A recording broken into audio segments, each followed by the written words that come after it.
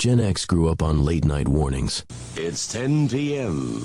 Do you know where your children are? Scared, straight. This is your brain. This is drugs.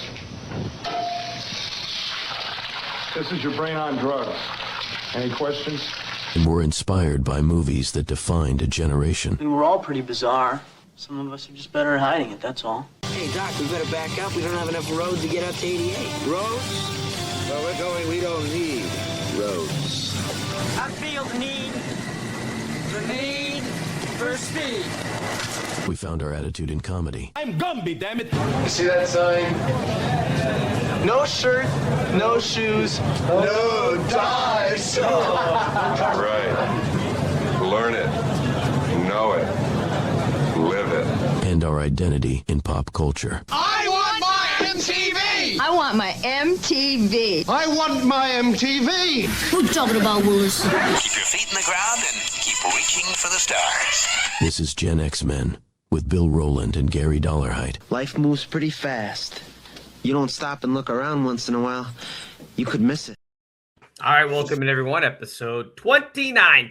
Bill Rowland and Gary Dollarhide with you. He is back in central Maine, although it snowed there, apparently. Welcome to April in New England. And it's probably going to be 75 this weekend there, if I had to guess. We're going to be in the high 50s and sunny. Right, but so it was funny. Tuesday, we did get an inch of snow, and I sent you that picture of you see the electric fireplace, the dog at the door, and the snow piling up outside. But it's all gone at this point. So yeah, it's going to be 90 degrees here next week. Really? I'm not making that up. We have on my weather app. Yeah. It's supposed to be 2 days next week in the 90s. Let me see if I can pull that up. I don't know if it's going to be big enough, but you will see here. I don't know if you can read that or not. Sort of not, but okay. I can see it. Yep. 92. So that's real exciting.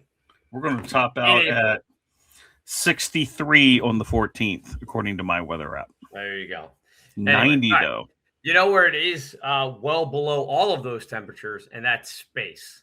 Yeah. Oh, yes. We have Artemis 2 getting ready to splash down. We're recording this on April 9th, so on April 10th, it's supposed to end up in the Pacific Ocean. I had pulled up the NASA feed on YouTube, and right now they're just showing a visualization of what the capsule looks like in space. It is currently 152,000 miles and dropping away from Earth. Okay, yeah. So, yeah. Well, I think they said that the original when they went behind the moon, yep, it was maxed out at like 252,000 miles, which is the farthest any human has been away from Earth. Correct.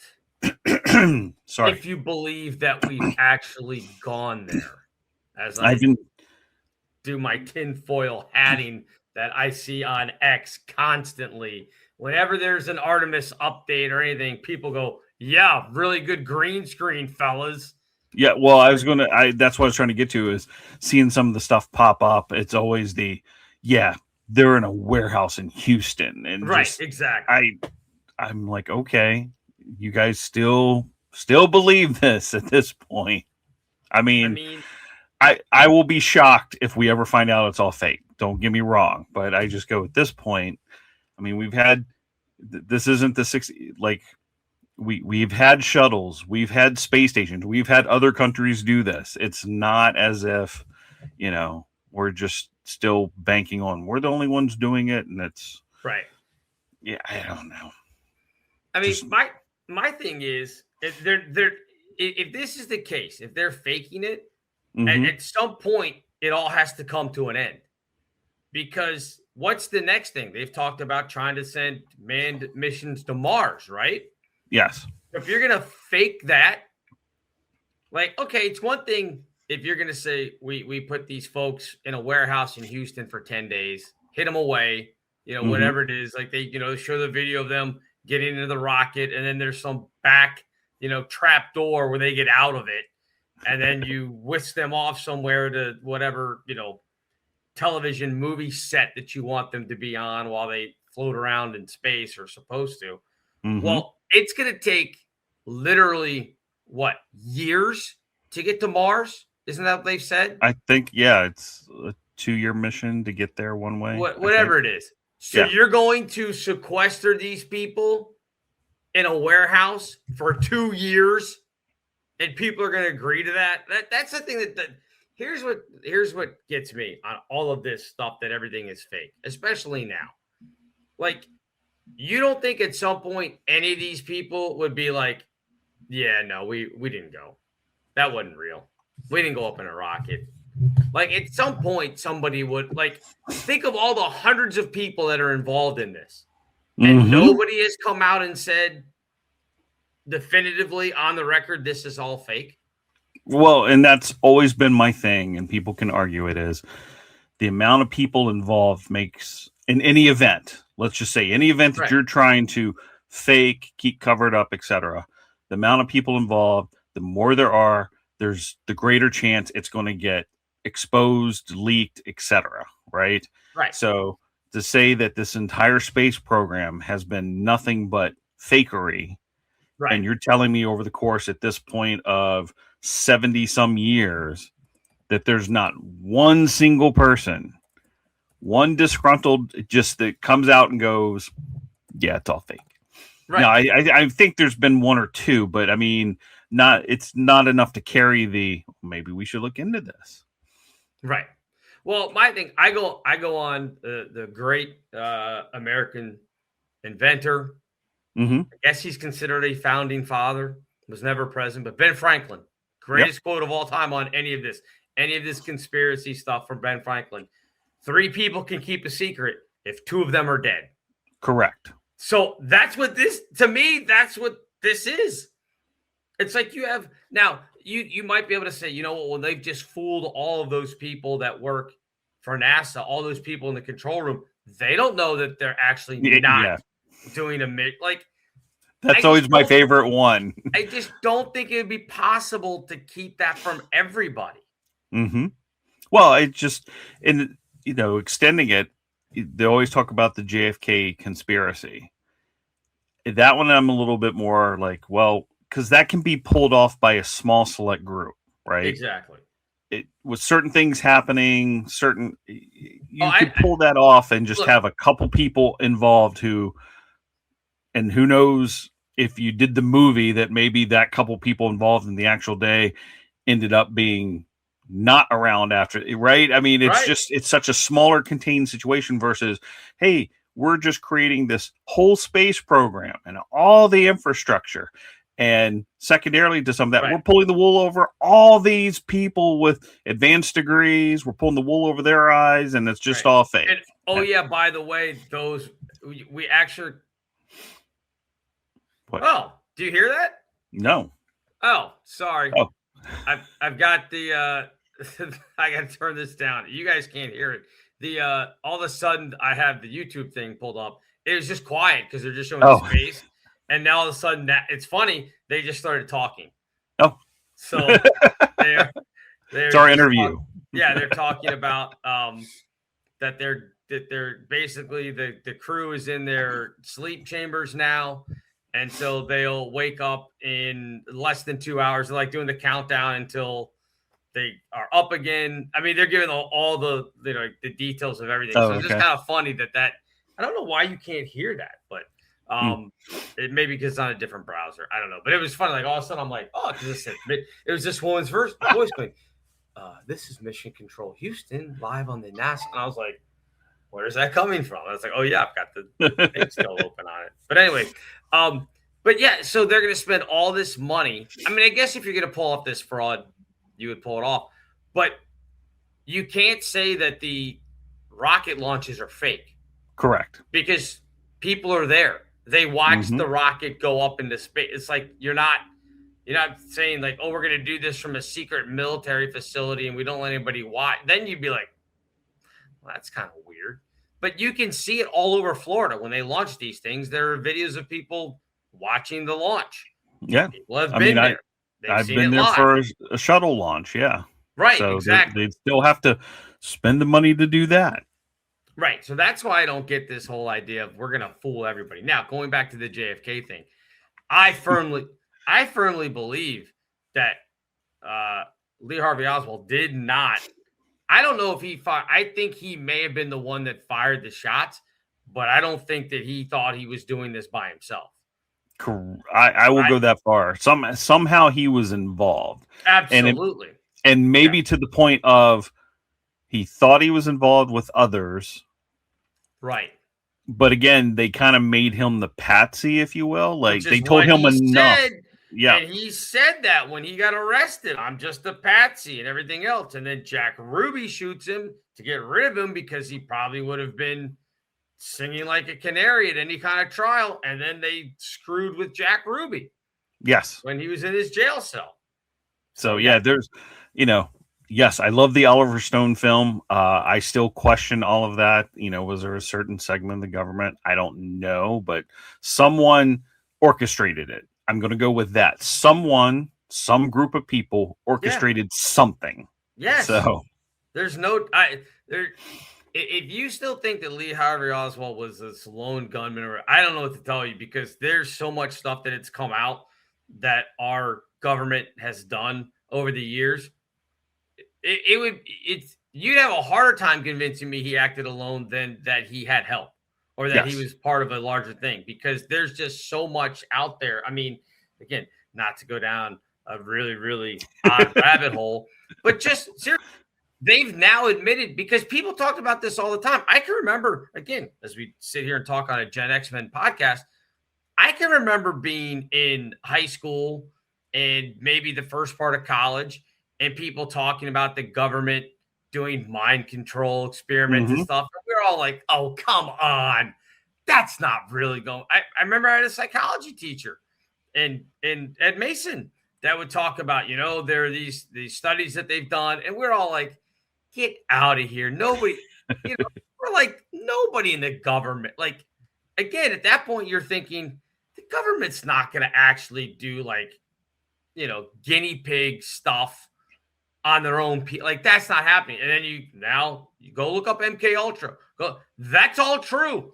All of it is true. You want to do a deep dive? Look into that guy, Jolly West.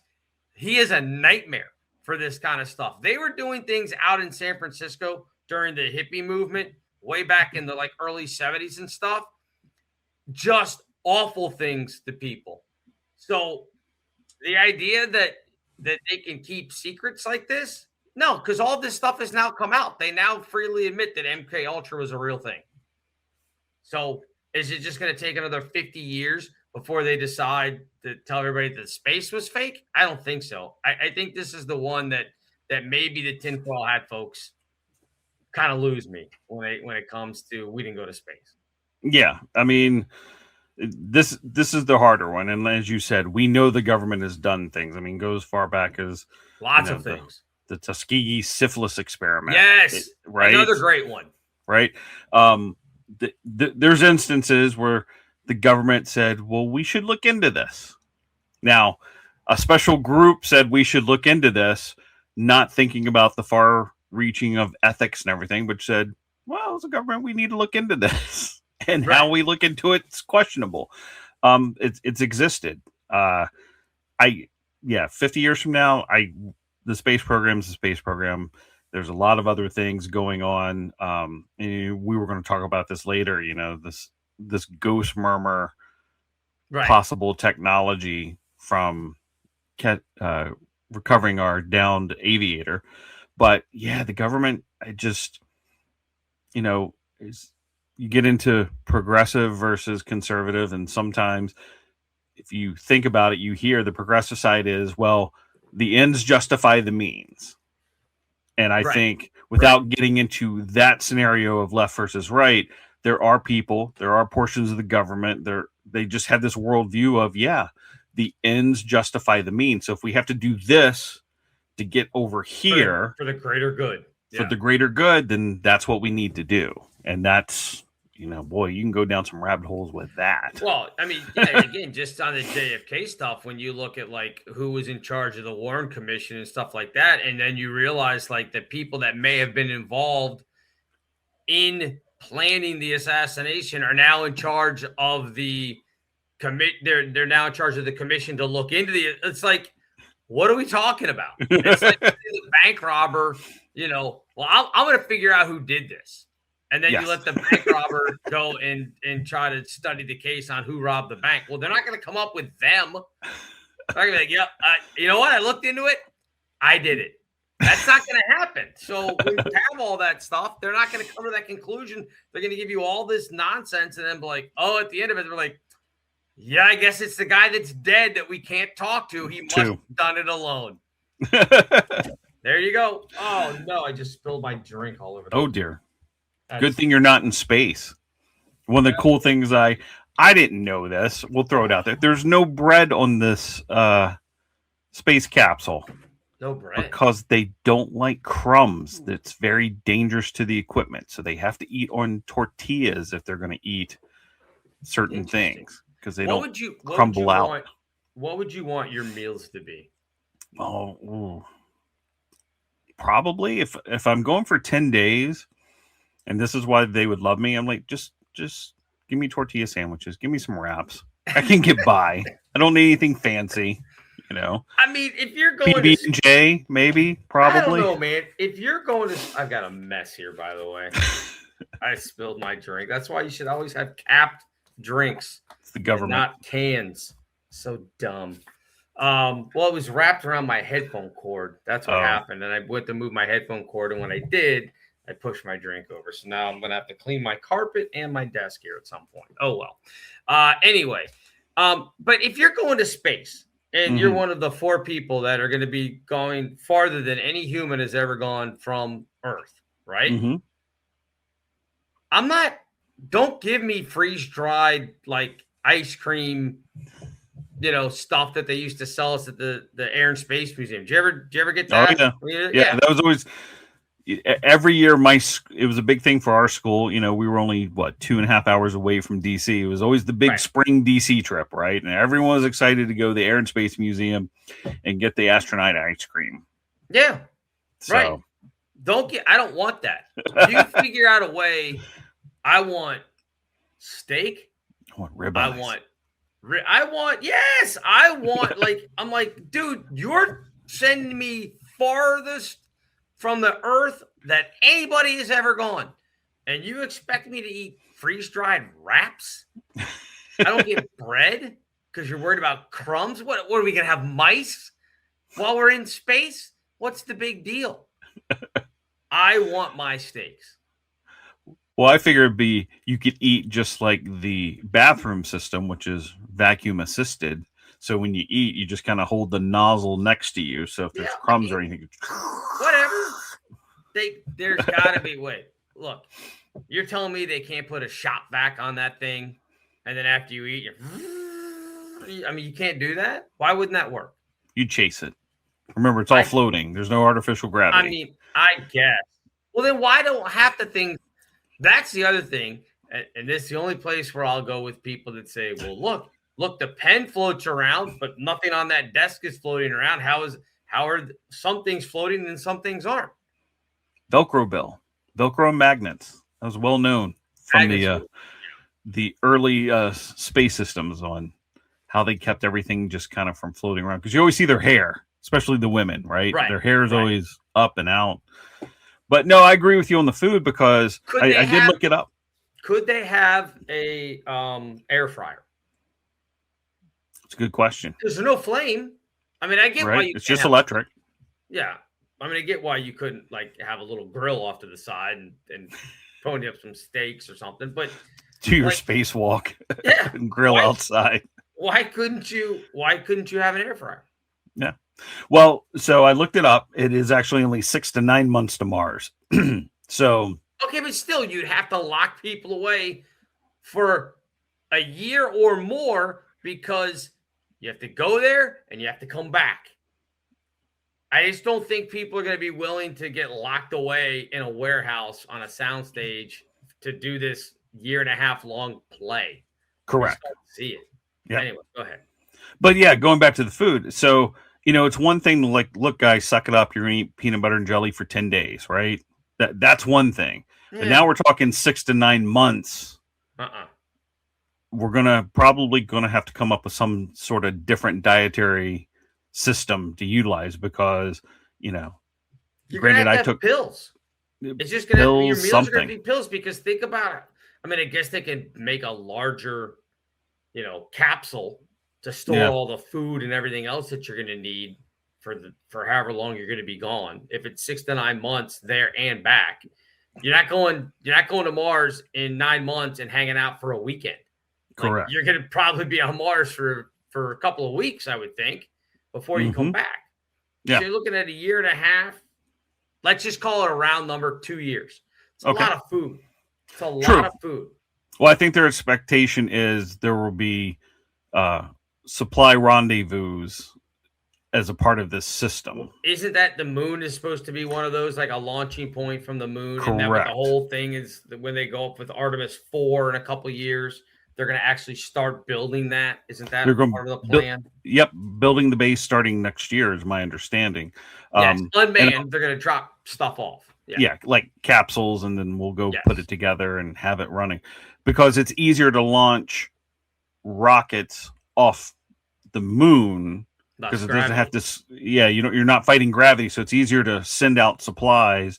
And again, God bless the engineers that do the math of, okay, we're going to launch here, go this fast, aim that direction, and catch up to the capsule on the way or coming back. I mean, I was watching. And some people tell you that's not possible. That's why it's all fake. But I'm not one of them. True.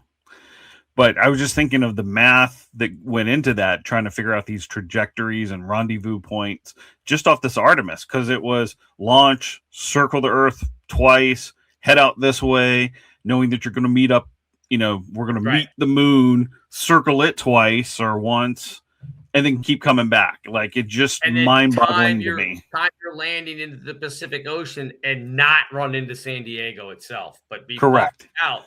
I mean, that's pretty good. I mean, the math on that, if you're off a decimal or whatever, all of a sudden they're landing in Phoenix, and that's not good for anyone. So, yes. But yeah, I don't know that. I mean, I wouldn't want to go. I would do if they figured out a way, and we talked about this last week. If they figured out a way to do moon travel, like you could go tourist for a week, I think that'd be cool. I think by the time they're able to do it, we'll be too old because there's gonna be an age restriction, I'm sure, on it. I'm sure you're gonna have to go through, like, it's not gonna be like the Disney World tram where anybody can get on. Doesn't matter what kind of shape you're in, you can ride off into the sunset at Disney or whatever it is. You're probably gonna have to be in pretty good shape to be able to do moon tourism. Maybe. I mean, I look at it this way. It depends on who's running it. Is it the government? Or is it a private company like Virgin SpaceX or Tesla, right? Because they seem to be, I mean, look, somehow all the space program and they figured out how to launch rockets, bring them back and catch them. So, I mean, they seem to be a bit more aggressive on what we can and can't do, and was it Blue Origin, Amazon sending people up? Yeah, Jeff Bezos. Yeah. Yeah. So I feel like the private companies are a little bit more open to like, can we do this? Let's do that. Let's, so maybe we could be 90 and get shuttled up there. I mean, I don't know. I would think that the G-forces and stuff like that would be so drastic on your bones and the bone density and everything else. I would think that at some point it's just like, sorry. I mean, maybe if you kept yourself in shape, okay. But I just don't think, I just don't think, even if you're in your 20s, I think if you're, so obese, and everything else, that they probably be like, can't risk it, dog. Your heart can't take this. So you're going to have to stay here on Earth. Sorry. But that would be a government answer, right? Private entity, like how much money do you have? Yeah, this is not going to turn out well, right? Oh, okay. Then we'll cash that check. Let's do this. Well, yeah. I mean, if somebody's like, I don't care if I die, then I guess you could be like, well, all right. But I don't know. I just don't buy it. I just think it would be too hard if you're not in shape. I mean, think about those astronauts have to go through to train for that. Mm-hmm. And then you're going to tell me that just some schmo off the street with an extra $50K It's oh yeah, strap him in, it'll be fine. I just don't buy it. You know, it's not like being at King's Dominion where we went when you grew up, and you're like got some teenager pulling up on your lap bar, being like, it's fine. Don't worry about it. It may get to that point, though, right? What's that? It may get to that point, right? It becomes so commonplace, like you said, it's the 15-year-old weekend worker yanking on the bar. You're good. You're good to go. That suit, we just duct tape over that little rip. You'll be fine. That might be hundreds of years from now. That's not going to be right off the gate. Because, yeah, I mean, think about it. I mean, that's always, I mean, when we were kids, you didn't think about it. But now I go, they had like 18-year-olds just be like, everybody in? You good? Feel confident? All right. And they hit the button and launch, off you go. You're like, all right. I mean, this guy must know what he's doing. He's got a uniform and a name tag.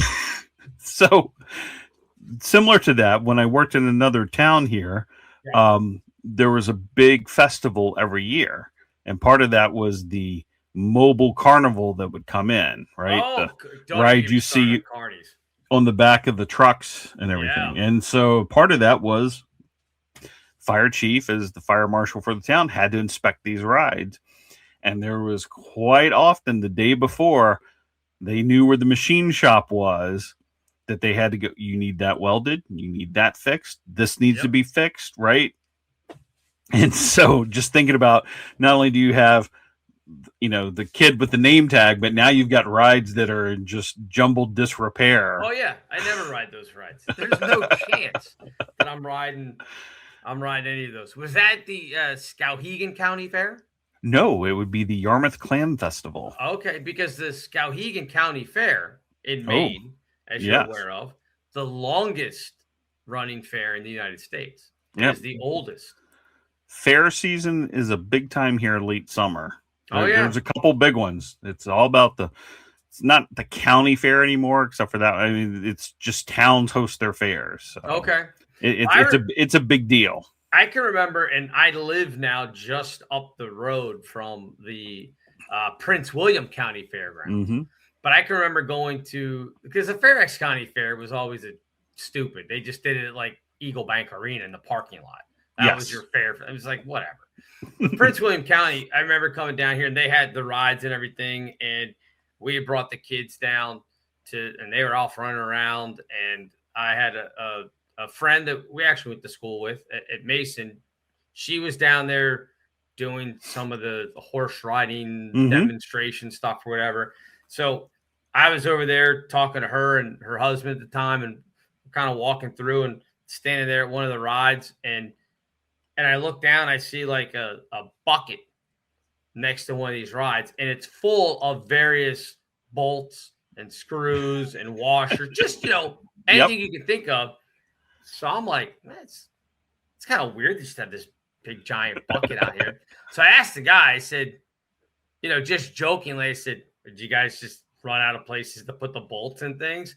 And he goes, oh, that's if you're missing one. You come. He goes, that's like just the extras. He's like, a lot of times we'll put stuff together and be like, oh, so you throw it in the bolt bucket. They called it the bolt bucket.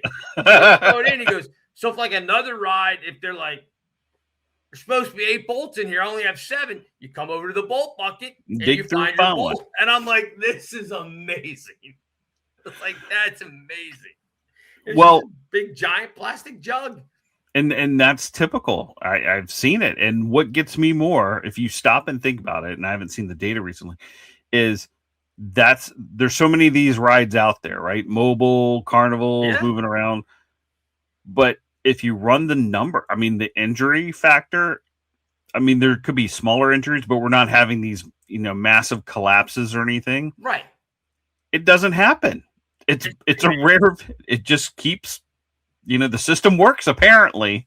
So don't mess with it. Let the bolt bucket keep that bolt bucket. If you need the bolt bucket, then just use the bolt bucket. Whatever. I was just like, okay, man, whatever works for you, I'm all about it. That's fine. I'm not getting on that ride, but whatever works for you guys. Oh, I just in my head, I was just thinking, I'd love to see the NASA version of that. Well, we got that loaded up, but I think we're missing something here. Right. Send Joey down for the bolt bucket. Yeah. See if we can bolt this on. The worst part is when you've done something like you take something apart, you put it back together, and then you're left with extra stuff. Then you're like, "How did this happen?" Like, I specifically went through and you're looking like there's no other screw holes where these things could go. How do I have these things left over? Never. It's all if you have extra, you put it back together, you're like, oh, I must have lost a screw because there's an extra hole where that goes. Then you go, well, I might have kicked it somewhere. I might whatever. Then you got to go find extra screw. But when you have leftover parts, then you're like, how'd this happen? So I've gotten to the point now, because I still do a lot of stuff on my own, that I now start from the very beginning, and it's pictures. And then you take the panel off, and then pictures. I'll even write down 6 screws, whatever it is, because I'm like, I don't want to screw this up, put it back together, and then be like, oh, I forgot this screw, or this washer goes here. What am I doing? So, yeah, I just, again, the last couple of weeks ago, I had to redo our dryer, had to change the heating element in it. And I mean, I've still on my phone have the pictures of here's where this is, here's where this is, here's where this is, because I'm like, I don't want to burn down my house. Yeah. By not having a wire stuck where it's supposed to go. So far, so good. The house is still here. A little tip for you. You can use it however you want. An old neighbor, he was very OCD. So watching him take apart, he was working on his car. On the workbench, he put down butcher paper. So if a piece went over there, it set, and he would draw a square around it and then mark what it was, what step it was. Smart. And you could do the same thing for, but it was just funny. And like I said, he probably never ended up with extra parts or parts that were missing, because probably didn't. That's what he would do. He had a big roll on the end. He'd pull it across. So it didn't matter what he was working on. Small things, big. The part would go over there. He'd take a Sharpie, mark a square, write what it was, what order it came out. Like you said, 6 bolts, 6 nuts. You just, just meticulous. Smart. I've seen people do that when they're working on their cars, except they'll use Ziploc bags. Okay. And so they put all the screw, and they'll write, whatever it may be. If you're changing your brakes, maybe you write in whatever it is, and put it off to the side. And the next thing, put it off to the side. That I've seen that. I've never seen the butcher paper. That would seem a little bit more effective, so you're not having to dig into the Ziploc bag. But that's smart. Yeah, because his theory was, I put it, as it comes off or whatever I'm taking apart, in order, right? It's now in order. So then when I just go backwards to put it back together. Smart. Right? Yeah. Smart. Have I ever done that? No. And I can tell you how many things I've lost just going, shoot, where did that go? I have one of those, what do they call them, action cameras. It's not a GoPro. Okay. I think it's a DJI or whatever, or DJI or whatever it is. I can't remember. But I've got the little head thing for it, if you're going to be out there skiing or something like that. And I mean, I could just, I think I might just start filming. I thought about that too, just film the whole process. And then when you go back to redo it, if you're like, oh, where does this thing go? Well, you can go back and go to the videotape. Like, there's where that goes. And so I've thought about that too. I honestly should start doing videos and throwing them up online of hey, here's what I tried to do and it didn't work, so don't do this. There's so many videos out there. People here's how you do all this stuff. And they're mechanically sound and inclined. They know what they're doing. And those are great because I've watched them and learned things from them. I want the ones where the guy goes, yeah, I tried this. Don't do it. It didn't work. And here's why. Yeah. Yes. Yeah.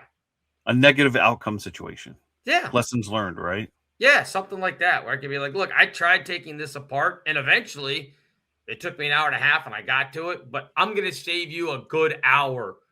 Here's what you don't do. That's what I need. That's the kind of videos I need to start doing. No, they're perfect, because I admit I used it yesterday. I was having to put together some sewer hose for the old RV. All right. So you get in the hose, coil-wrapped hose, and then you've got to put the fittings on. And when you get the fittings right up next to the hose, you go, oh, that's kind of the same size, right? And you're just looking at going, oh, geez. So let me go see what the experts do. So we sat down and go into YouTube, and absolutely. The key was heat, right? Because it loosens everything up. And I was like, oh, there we go. I should have thought of that, but I was cold and frustrated at that point. A little heat gun to the end, and next thing you know, the couplings are just sliding right in and clamp them right down. Beautiful. Like, thank God for YouTube. Yeah, I wouldn't have thought of heat for that situation, but I've done that in the past with pond piping. Where I've had a pond in the backyard, and you're trying to get it. And again, the hose that goes into the filter, as you said, same diameter, same everything. You're like, well, these are just going to bang against each other. This isn't going to work. And then you're like, do I need to get an adapter to screw onto here so it's smaller? No, the same thing. I just literally went and boiled water. Yes. And then stuck the one in the boiling water of the hose, and then ran outside real quick, and it slid right on there. And then when it cools, it sucks right into place. And yeah, you leak free, man. That works great. Yeah. Well, and that was the first video was boil a pot of hot water and dip it in, like you said. And I'm like, all right, so now I've got to go boil water. Like, now we're adding all these steps. And I was like, oh, geez. So then the next video was a hair dryer. Heat gun's perfect. Yeah, hair dryer. And then I was like, well, I got a heat gun. And I, smart enough to not just jam the heat gun on it, right? Yeah. Just stand back and let it start to get soft and willowy. And like you said, slide it right on, clamped it right down, and we're good to go. Yeah, so. As long as you don't catch it on fire. Yes. And you don't want to melt it. You just want to get it to the point where it's pliable. And then it works great. NASA should start their own channel like that. This is how we do this. Yeah, but then they'd have to tell everybody it's fake. So here's how we did this. Stanley Kubrick's dead now, so we can tell you all of his secrets. That's that's always something. But with that, and we didn't, as far as we know, and I'll go look back here real quick. Yep, Artemis has not found any aliens yet. As far as the video that there was not. I looked at the video from the dark side of the moon, if you will, and I didn't see anything. The far side of the moon, Gary. It's not like dark. It's the far side. It's not Pink Floyd. But anyway, I have to wonder though if in all of this we've seen so many things. And by the way, again, I say what you want about Joe Rogan, whether you like him, hate him, think he's a fraud. I don't care.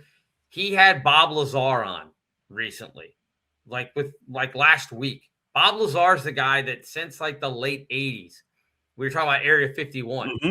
Bob Lazar is the guy that since the late 80s has said he saw this spaceship, doesn't know how it works. He worked on the propulsion system, trying to figure out like anti-gravity stuff, all those things. Rogan just had him on. I guess they're doing a movie about his experiences or whatever. To me, I listened to the whole thing. It's like 3 hours.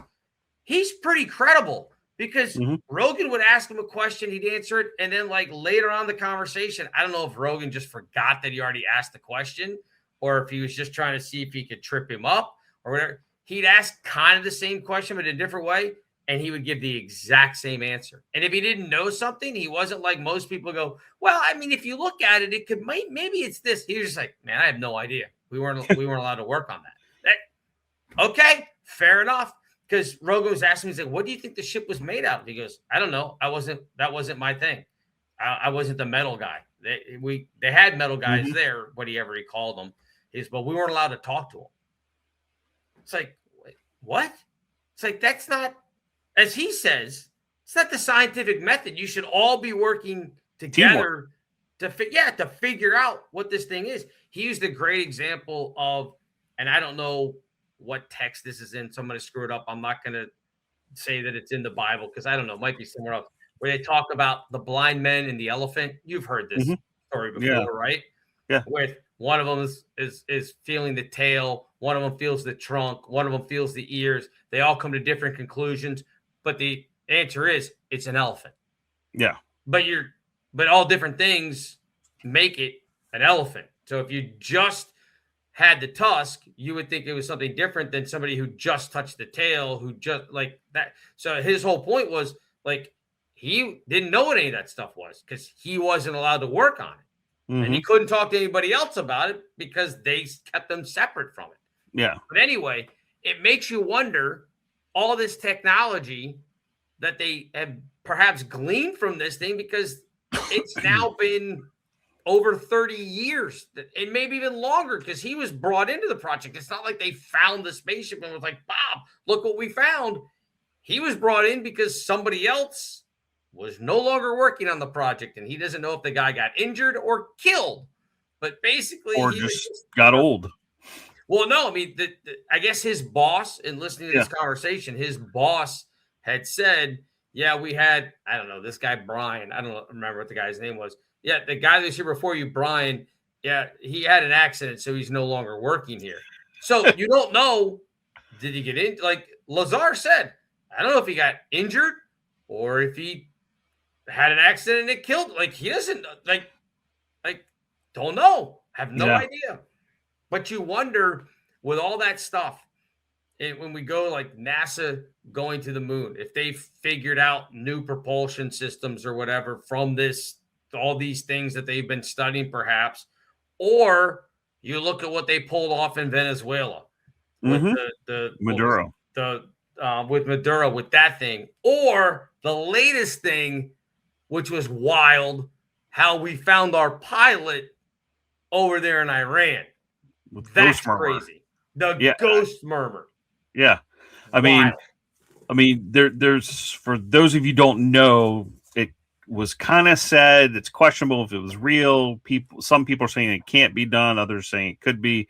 Is the CIA, of all people, have this technology? Shocker, right? That they use these spectrum sensors and use AI for filtering, that they could pick up the weapons officer, because that was the second one that they rescued, and that was the more complicated one. He went hiding. Is they could pick up his heartbeat from over 40 miles away, so they could pinpoint where he was, because they weren't able to use the beacons the entire time because the Revolutionary Guard was, monitoring channels, and even though they jammed things and everything, they were able to use this supposed technology to be able to pick up his heartbeat somewhere there in the mountains, to be able to pinpoint his location. And to me, that was just mind-boggling, because the way it was presented was Trump kind of let it slip. Now, you could say, oh, that was on purpose. I don't know. It just seemed like a slip, because I think the other guy from the CIA was like, oh, we're not talking about that. And kind of doused it. Right? I mean, it is Trump. Love him or hate him, he's got zero filter. He just doesn't care. It's just like when Obama started talking about aliens, and Trump was like, well, you know what? Not supposed to talk about that. I might have to put him in jail. Again, I think it's just Obama put it out there, and that's why I still say we're getting there. That we're going to tell us by the end of the year that it's coming. I think, to be honest with you, I think Obama was trying to drop the dime. He wanted to be the one. I think all of these presidents, here's my theory, all these presidents that know what's going on, the book of secrets, they all want to be the one to tell everybody. They want to be the one to be like, look, I'm the one that told them, hey, I'm going to break it to you. They're out there. I think all of them want to be that person. And just for whatever reason, the people that are like career, you call them deep state, you can call them whatever they want, whatever you want. I think those are the people who are like, no, you can't, we can't do this. We can't do this. Because it's been, I think they've had other presidencies have studied like, hey, what if we told people they were aliens? How do you think it would go? And then they look into it and they're like, yeah, I don't think we can handle that. I think we could. Now we're distracted by so many other things. I think it would be a collective shrug. Yeah. There would be a large segment of go, yeah, we knew. Thanks. Right. And then the rest Thanks for being honest. Yeah. And then the others would be like, really? Okay. So, and I think it's probably someone statistically said we need to reach this point percentage wise where people go, okay, yeah, all right, we knew. Right. That's when it's going to be safe to just let it all out. And that's where's that tipping point? Where is that tipping point? It's coming I think when, honestly, Artemis is going to get back, they're going to debrief all these people. They're going to let them out of the warehouse or whatever you believe, fish them out of the ocean. that's the other thing. Like, not to dwell on this because I want to get back to the weapon stuff, but like, you're going to watch the capsule splash down in the ocean, right? We're going to see that live, I would think. Yes. And then you're going to see the ship come out, and you're going to get them. Like, I don't know, maybe there won't be a shot of them climbing out of the capsule that they get out of the ocean. I don't know, but my thing is like, how would you get them out there? Like, where are you putting them in the capsule and then drop them from the sky into the ocean? How are you pulling that off if this is all fake? It'd just be good editing. A capsule that looks the same drops, but that we've already got it floating out there, right? We jump cuts. No, I agree with you. Like, live coverage, it's going to be instantaneous, but people argue, oh, look there, that doesn't have any scarring on it, so that must have not left the atmosphere. Look at the pixelation on that shot. Yeah, that's true. But my thing is, if it is some warehouse somewhere, these people are very confident that they're in a warehouse on a sound. Where is it? Like, if you know that it exists and you know this is how they're doing it, you've got all these details, but you can't tell me where it is. Like, that doesn't make any sense to me. Well, there's that empty movie studio setup in North Georgia that the people of people of Georgia spent a lot of money. So we're going to start making movies here. They built this huge complex, and now it's empty. So maybe it's there. Maybe they're hiding out in North Georgia. Maybe I don't know. But it's as far as the weapon stuff go, or the beacon, the murmur, or whatever it is. I mean, I buy that. Why wouldn't they be able to? I mean, I think the government is so far ahead of us in technology that I don't shrug at any of this stuff and go, oh no, that's crazy. There's no way they could do that, because I mean, think about all the things that they had before it ever got out into the public that have come from clandestine black ops, things that the CIA or the FBI, or I'm assuming CIA, NSA, and those people have stuff way before any of us do. Well, yeah. I mean, if you just go on the timeline, I mean, you got to think the shuttle started flying in the 80s. Well, it didn't just show up in the 80s and started flying. Like, there was probably 10 years of development production that we really know about going on. And then that's not military, but like what goes into it, the B-2 stealth bomber, right? All of a sudden it shows up, they finally decide to let us know about it, but it didn't just show up. Like, it had been in the works. And so you get into the skunk works from Lockheed Martin and DARPA and all these others.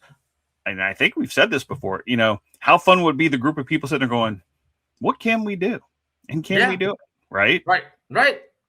And just come up with these ideas, and we're doing this. So, with Venezuela, when they got Maduro, they were talking about, an energy weapon. Like, they could disable people without having to actually shoot them. Someone came up with the idea, they developed it, and, they used it and finally said, well, we're going to talk about it now. And so the same thing with that, the same thing with this ghost murmur of being able to track someone down through their heartbeat. The technology is all out there. It's just undercovered and hidden well till I guess we can either A, use it because it's perfected, and then B, okay, we can talk about it now. And so I'll go with that on the aliens. That's why I think this whole Mars thing is going to play into it. Is we're going to Mars and we're going to see things and hear things.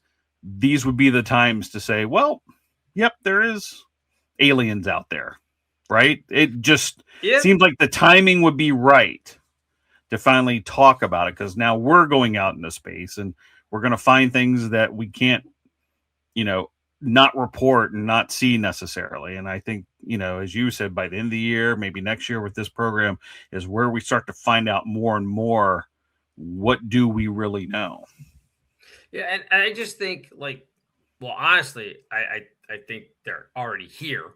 I don't think, and again, I don't think it's a situation where they're like, UFOs in the sky or anything. I think, honestly, they're here and around like all the time. Like, we just don't realize it because, again, we're wrapped up into our own little worlds and everything else. We're not really paying attention and looking around. And let's be honest, the ocean is vast.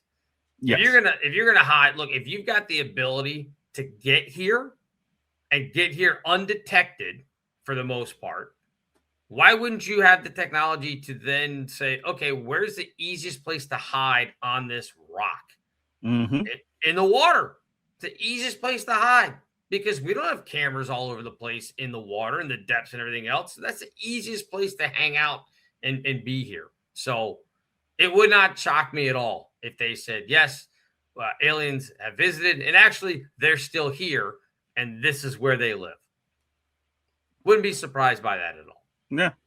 Yeah. It's going to be somewhere extreme where most humans. So it's either going to be cold weather, i.e. one of the poles, right? Okay. Or like you said, water. Somehow water-based, deep trenches, just, for those, if you look at a map, the South Pacific is pretty vast and open, and there's just not a lot out there. So, they're not going to live like it's suddenly not going to be like, oh, yeah, by the way, and here's their home base in Minneapolis or like wherever. It'll be like, oh, they've been in Tulsa all this time. Like, that's not going to happen because then everybody is going to rush to those places. Well, if it's someplace remote that you can't get to easily, you're not going. Yeah. If they told you, oh, yeah, the alien bases are beyond the ice wall in Antarctica. Well, you and I, as much as we may want to, have no ability to get to the ice wall in Antarctica. We can't get there. So you're just kind of like, okay. Now, are there millionaire people that might be able to try? Sure. But it's still nearly impossible to get there. Yes. Like you can't fly down to Antarctica and then go across. Start looking around. Yeah. It's not possible. It's inhospitable to humans. It's not going to work. So, and we know the government controls the satellites even through Google Space. So if we need to just scrub a zone, we scrub a zone, right? And they've done that before too. Yeah. I mean, try to look wherever there is like, Area 51 or whatever. And again, I don't think anything is at Area 51 anymore because everybody knows about it. So why would you still have stuff there? But there are other places that you try to look and it's completely blurred out on Google Earth. They just like, no, can't do it. Yeah. Well, I think they've done that with the alien homes, probably. The alien homes. What would that look like? I don't know. They'll tell us eventually. But that's the thing is if they are living in the ocean, let's say, again, if it's in the deep South Pacific or whatever it is, you're not going there. Like, there's not suddenly going to be a rush of people headed out to the South Pacific or whatever it is. It's not possible for the average person to go out and be like, oh, we'll sit out here and wait for the aliens to show up. It's not going to happen. It won't look like Black Friday where people are rushing to get there. Exactly. Or what is it? What is it? The Mad Max when they're driving across the desert. It's not going to be like that with everybody holding their guns in the air going, let's get those aliens. It's not going to happen. It's not going to happen. And besides, them being here, we have to hope that they are friendly because we can't win. That's the whole thing. Like you see Independence Day and stuff like that. And those are fun movies and everything else. But again, if they have the ability to get here and hang out and not be seen, what are we going to do? Right. I mean, it's pointless. Yeah. The premise, I mean, whether they have good intentions or bad, if they exist, have the technology to get here, stay undiscovered, just go down the list, what are we going to do about it? Nothing. You're not sending Will Smith and Jeff Goldblum up there to insert a virus into their mothership. Like it's not going to happen. We're not smart enough to do that. Just not. But what other kinds of, I guess, weaponry I mean, I totally buy they kind of had to admit to it for the Venezuelan thing because those guys came out and said, yeah, we were incapacitated. There's nothing we could do about it. Started bleeding from their ears and noses, they said, or whatever. Yes. I mean, like, that's brutal, but I guess it's better than being shot through the head. Yeah. So, I mean, to me, and I guess it depends on how you want to look at it. I don't think enough credit was given that we, ballsy that we went and just took their leader. Boom, we went and got him. But the fact that, they were able to use this weapon and essentially no one get killed, like that was, to me, the most, like, you flew into a foreign country, not necessarily hostile, dropped in troops, incapacitated their people, right, grabbed their leader and flew him out. No problems, right? Right. Done. Like, to me, that is just like, holy crap, incredible, right? Because now you have to go, especially for some other country, well, if they did that, could they do that here? Like, it made people reset everything of, could this happen? Because to me, it's one of those things.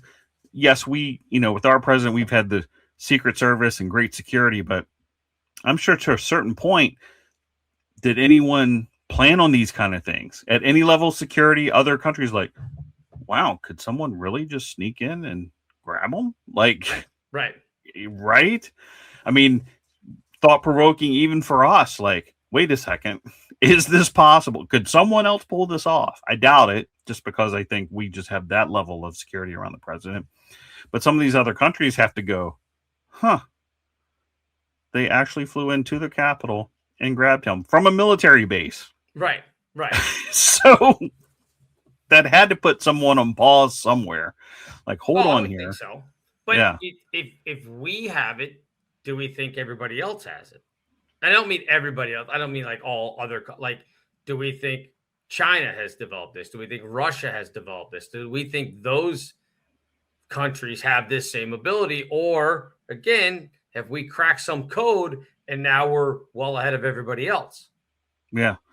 I would think I wouldn't put anything past China at all, ever. Because I just think their goal to be dominant has always been based on what can we do, what can do. Russia, I think, had that at one point. I just don't think they are what they were. Like, I mean, as people are talking about, Russia rolling through Europe, they couldn't get through Ukraine. And yes, we spent a lot of money giving them weapons and everything, but they really didn't succeed. So I'd be less concerned about what they're actually doing. I think, whether it's budgets or how they are, they're still stuck last century in terms of thought processes. Whereas you get a China, I think they're on par with us of, well, can we do this? Should we be able to do that? I think they're just aggressive. Why aren't we doing this? Correct. Why are we not doing this? And I think it's also foolhardy to believe that we're the only ones to have been lucky enough to have these alien spacecraft crash in the U.S. That would seem to be really fortunate from our end of things, like that we're the ones that have all these. I just don't think that these spaceships were either crashed or donated, whatever you want to call it. Maybe the aliens are like, here's what we've done. You guys figure it out. Like, I just don't get that we were the lucky ones that ended up with it. I think if there are these crafts, I think they're being held at a lot of other different places around the world as well. It'd be really strange if we were the only ones that had it. Well, I mean, but that's the nature of our government. Like, if we pure happenstance, we got the first craft that we could get our hands on. I'm sure, knowing our government at the time, 40s, 50s, I don't know if that's even when it occurred. If you believe in Roswell, sure. If you believe in Roswell, that I'm sure that thing just got buried and confused, and that was our leg up advantage, if you will. Like, we are not going to let this out. So release stories, do this, do that, just confuse the whole system, because this wonderful thing just kind of landed in our lap and it's ours and we're not going to share it. So I totally see that from our government. Well, I mean, it could, but I just think there are too many other places around the world that have had sightings and reports of crashes and everything. I just don't buy that we were lucky enough that we're the only ones that it happened to crash in the middle of the desert in New Mexico. Like, really? That's the luck for us, and it's happened to nowhere else, despite all these reports of other places and other things and crashing. Like, I just don't buy it. I don't know. Yeah. Well, I mean, because my thing is, if it had happened somewhere else, and again, this is American centric, then we would know. Like, I just don't think there's except for China, the infrastructure that would just be able to cover it up as well as we have. And I don't know, maybe we were the designated, outer space alien gathering country that, look, we all know this is happening. We're the ones that can handle it. So if you get one, let us know. We'll come get it, take care of it. And, maybe. I mean, that's a lot of trust in the United States. Even if you look at Roswell back there in the late 40s, I don't know. It's kind of crazy to think about, but I am interested to see what the next technology is going to come out, because if they can, again, pinpoint that soldier from however far away, and again, and know that it's, I mean, I guess you figured out with the beacons and everything else that it's not, that's definitely our guy and not somebody else. I mean, I think at some point in the military, maybe whether it's in your uniform or whatever it is, they're going to have a way to put sensors in or something that they'll be able to track, even if your heartbeat isn't available. They might be able to track it some other way. Yeah. And I don't mean beacons. I mean even more sophisticated than a beacon symbol. Yeah. Like even more sophisticated than a radio symbol. I'm sure it's all coming. I figured just going off basics, the reason this worked is he climbed 7,000 feet to a ridge, right? Sure. Even with a busted ankle. So the theory to me would be, we need to get you somewhere isolated, right? Away from others. Because what would be the chances of someone else up, 7,000 feet? Well, right.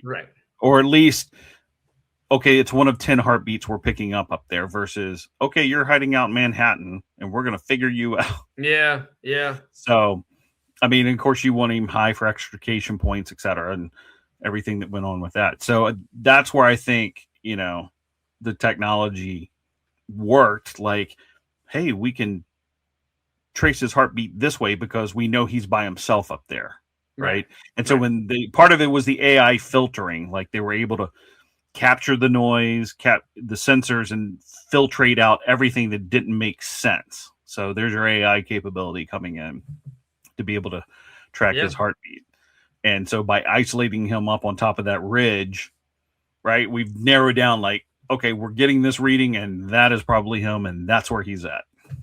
Yeah, it's amazing what they were able to pull off, however they did it. And if they helped out with their technology, awesome. Thank you. We appreciate it. Hopefully they're still out there doing it. But the other fun parts that they were talking about was, it wasn't just that. I mean, it was also like they had diversionary rescue set up, right?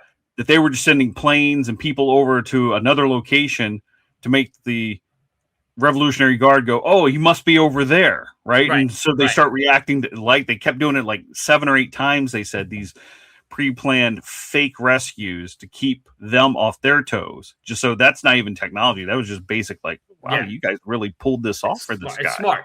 Yeah. It was definitely smart. It was definitely smart. Again, I say what you want about Trump, like him, hate him, whatever. The ultimate answer is, and it wouldn't matter who was president, our military is still pretty good. Oh, yeah. They're still, I mean, again, say what you want. I don't care if you don't like Pete Hegseth, whatever. Doesn't matter. At the lower levels, the people that are still carrying these things out are still some of the best in the world at it. Exactly. They're amazing. Yeah, they're absolutely amazing. So, good place to leave it, I think, for the week. Do you have, before we call it a day, do you have any parting thoughts for our wonderful audience out there? Well, I would say if you blend in Artemis, if you blend in going to look for this, we don't leave anyone behind. That's what America does best. We won't stop looking. We keep going out there. We'll come find you. We'll come get you. That's what we do. This concludes this episode of Gen X Men with Bill Rowland and Gary Dollarhite. Gen X Men is now off the air.